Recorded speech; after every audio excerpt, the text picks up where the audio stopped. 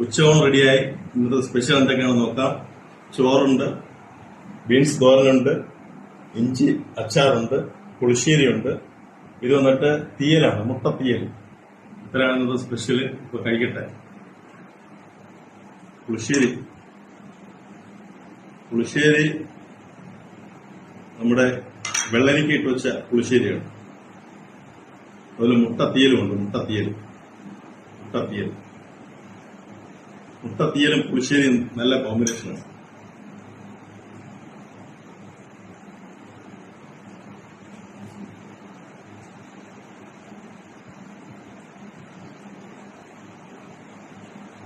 തോരൻ